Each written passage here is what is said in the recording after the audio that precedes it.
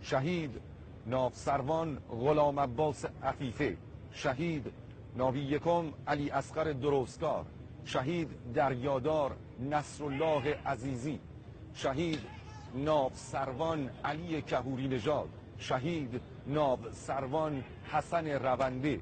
و شهید دریادار محمد ابراهیم همتی و شهید ناوسروان حمید قهرمانی و دهها شهید و صدها شهید سرفراز دیگر که در حراست و حفاظت و پاسداری از آبها و مرزهای دریایی کشور عزیزمان ایران عاشقانه بر قلب دشمن تاختند و این آرامش و امنیت را به همه ما هدیه دادند. یاد و خاطره